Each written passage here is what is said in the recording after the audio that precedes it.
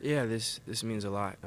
This is a huge opportunity for us as a team, being able to have this experience to play in the Cotton Bowl, to travel to Dallas, and be able to experience this. Obviously playing the stadium we are in such a prestigious bowl, it's a great opportunity for us. So, we're blessed to be here, but we also understand the work that's necessary for us to accomplish our goals, and we're in the process of, pushing ourselves each and every day to give us the best chance and best possibility to be successful. Thank you, Bryce. Again, if you have a question, use the raise hand function. We'll go to Chris Vanini from The Athletic. Go ahead, Chris. Yeah, Bryce, just curious what you see out of the Cincinnati cornerbacks on the outside and how they compare to other teams you've played this year. Yeah, no, they have two very strong corners on the outside. It's something that right when we got done the last game, we start preparing. It's something that immediately pops when you turn the film on. Those are guys that have been really consistent all year, which is hard at a position like that. You watch each and every game and to see how consistent they've been. Those are guys that, our ball hawks have kind of they always have an eye for the football, always around the ball. That's something that really pops on film. Something that we definitely see whenever we turn on the film, and we understand the challenge that comes with that. So for us, it's about stepping up and accepting that challenge and pushing ourselves each and every day to put ourselves in the best situation possible. Next question will come from Aaron Suttles. Go ahead, Aaron. Hey, Bryce. Aaron Suttles from The Athletic. What have you learned from Coach O'Brien this season, and how has that relationship between quarterback and offensive coordinator, how has that evolved throughout the year? Yeah, I've learned a tremendous amount from OB. That's always a very important relationship, offensive coordinator and quarterback. And obviously at first, I hadn't met him before he got here. So, at first you work to, for me, I'm working to build that trust, to kind of learn him, how he likes to look at things, how he likes to call plays. He's trying to learn me. And I think just the amount of communication we've had and amount of honest dialogue we've been able to have, amount of back and forth we've been able to have to up until this day is really what has kind of pushed our relationship forward. For him to have for OB to have the coaching legacy that he's had, to coach, the players and just to have that resume that he had, he could have easily came in and just, said, just sit down, be quiet, and this is where you're going to throw the ball, this is what I'm going to call. But for him to come in and talk to me about how I saw stuff, for us to really be able to have that dialogue, it speaks to him as a coach, and that's something that definitely helps me, definitely makes it a lot easier for me to be comfortable in the system and for us to have success. So just for him to have that attitude when he first got here and us to be able to build and grow off that throughout the year, I'm eternally grateful that OB's been here and helped me out so much throughout the year. Next question will come from Zachary Brazilier from the New York Post. Go ahead, Zachary. Bryce, what was your, I guess, initial impression of Jameson when you first saw him, and also how surprised are you that he had the year that he's had, considering he really didn't make much of an impact at Ohio State? Yeah, first impressions when he first got, when he originally came to Alabama and came with the team, was just how professional he was and how professional of an approach he took. Someone who comes in, you have to learn a lot. It's a new playbook, it's a new system, new verbiage. And he came in and had a very professional mindset with it. He was always talking to me, to his coaches, about making sure we were on the same page. He was someone that I didn't have to really worry about the playbook, which is, whenever you get, whether it's a new guy transferring in or a freshman, that's always a big hurdle. And he was someone who really attacked that, from when we started practicing, the moment after he transferred in. He had the playbook down, really, really well for someone who maybe had his hands on it for a week or two before that. So it was really just how professional he was, and how dedicated and the attitude he took. And honestly, no, I wouldn't say I'm surprised by the year he's had. When you see, people just see Saturdays and you see the output, but when you see what goes into it, when you see how he works and the energy he brings to practice, day in and day out, from Monday through Friday, in a normal season, and you see the work he puts in, no, I wouldn't say I'm surprised at all. When you're not able to see that, you may just look at whatever past numbers, but seeing him day to day, seeing how he approaches things, seeing how hard he works, it's not surprising for me. Next we'll go to Charlie Potter with Bama Online. Go ahead, Charlie. Yeah, hey, Bryce. Just going back to Coach O'Brien for a second, what was it like with not having him there in person, and how much did it help having guys like Alex Mortensen and other guys on staff to kind of step up and kind of fill that void? Yeah, that was rough. That was really rough. not having him in person for an extended period of time, not having him on the field, for a few practices, that was tough. Someone like OB, who obviously is such a great mind and gives us in the quarterback room and meetings so much intel and knowledge, and then out on the field, the entire offense, really leading that from a coaching standpoint. Whenever you can't have someone like that on the field and around us, he did a great job of, he was still zooming in, he was still running every meeting virtually, so, he was still obviously helping us out throughout everything, and he was on the, he was still talking to us, but when he's not there in person, you obviously lose that instant feedback, that presence. So that was tough. But like you said, Mort, Tana, Montana, Murphy did a great job of stepping up in the quarterback room. Those are guys that, again, obviously OB is, who I talk to the most and who, gets all the credit offensively and deserves it. But Mort and Montana have been guys individually the entire year, guys that I'm always talking to throughout the week, always bouncing ideas off of. Those are guys that I trust completely, and guys that maybe aren't always publicized, but those are the guys who win games behind the scenes. So those guys stepped up tremendously, and they've been doing that all year. Again, it may not be what you see on headlines, but Coach Mort, Montana, they've been doing a great job. There's people that I always juggle ideas off of.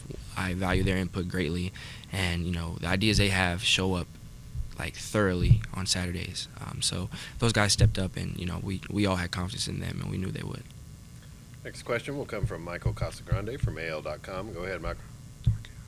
Yeah, you talked earlier about the Bill O'Brien and the way he was asking you to try to learn more about this offense. Do you remember any of those moments specifically, and what were those moments like, and what was the thing that you taught him that you thought was the most interesting? Yeah, there's a lot of stuff. I feel like we were able to kind of bounce certain things off of each other. When we first got here, really we wanted to keep verbiage, and we wanted to keep a lot of things the same when OB got here. So I think for him, it was him kind of learning new stuff and figuring out what he would change, what he'd keep, and figuring out how he would interpret the whole offense. And for me, I'd been there for a year, so OB actually, and again, for someone to have the track record that he has and still come in and be humble enough to say, hey, how do you guys read this? How do you guys feel about this? Do you like this play? How has this worked in the past? I think having that conversation early on was really big for us, really big for me, and I think that was kind of big for us learning together. And then for me, him being able to relate, everyone kind of runs variations of the same thing at this point, but for him being able to see things and put in things that he's ran in the past, and him being able to bring that knowledge of the next level of the NFL, giving examples, bringing film from the highest level, and being able to give his input on it, whether it be a route, whether it be how we looked at protections, cadence, whatever it may be, him being able to add things that he's had success with in the past and really teach me that stuff and take the time out to make sure that I understood not just what we were doing, but why we were doing in the function. That meant a lot to me, and that was huge for my development. So I think those were some things that were pretty big. Next, we'll go to Nick Kelly of the Tuscaloosa News. Go ahead, Nick. Hey, Bryce. How would you describe how competitive you are? Yeah, I would say I'm very competitive. I think it's hard to play at a level like this and not be. But I think for me, I think it's about making sure that I'm able to I think I like to look at being competitive as a process. I think a lot of people sometimes can think about being competitive as, when the lights turn on, I want to get after it, and I'm competitive, and when the play is there to be made, it's on me to want it more than the other, and that's a part of it. But for me, I try to understand that being competitive is not just the one moment or not just what you see on Saturday, but for me, I push myself to be competitive and understand that means the entire week. For me, I have the approach to be competitive in how I watch film, be competitive in my nutrition, be competitive in practice, all that stuff, because that's what correlates to the game. So of course, there's a lot of people that are going to be competitive, when the lights are on. There's a lot of people that are going to say, oh, on Saturday I want to be competitive. But for me, I push myself to make sure that understand that everything's a competition. Everything's about pushing yourself to be the best that you can be. So whether it's 100,000 people in the stands, it's on TV, or it's just you in a room by yourself watching film, you have to be competitive in that, and that's at least the outlook I try to take on it. So I try to make sure that I don't just single in I'm just competitive at this time or this moment, then I'm pushing myself to be competitive in everything. And, I'm still growing in that and still pushing myself. But for me, that's kind of the biggest thing when it comes to, competition, being competitive as a whole. Our next question will come from Bill Carroll. Go ahead, Bill. First of all, Bryce, happy holidays and congratulations on a historic season. Thank you. I appreciate that. So you get to face a very well-coached and talented defense every time you go to practice. Compare both schematically and philosophically what you see every practice with what you saw when you studied Cincinnati's defense on tape. Thank you. Yeah, like you said, that was, that's obviously huge for us, being able to go against our defense and our good on good periods, and especially, the growth you get in the offseason going against such a great, a great defense that's with all the talent and, it's so well coached. And I think you definitely see that when you turn on the film for Cincinnati. You see the talent, you see the players, and, sometimes you'll see really good players, but, you see a lot of players in Cincinnati that really pop out and stand on the film. And then on top of that, you see how well coached they are. You see the discipline. You see the consistency throughout games. So we understand that, this is a great opportunity for us. This is going to be a big challenge for us. I think really understanding really the urgency. I think, you could say our defense and the intensity that we have in practice and the intensity that we have in the offseason, we understand it's going to take everything for us to be successful, on Friday. So for us, when we watch the film, we see that, we see that same thing. We see, we see how talented, we see how well coached, we see the discipline. So we understand what it's going to take. We understand that, it's going to take everything during the week, and we're pushing ourselves day in and day out to put ourselves in the best position. We have time for two more. We'll start with Carter Carrells. Go ahead, Carter. Hi, Bryce.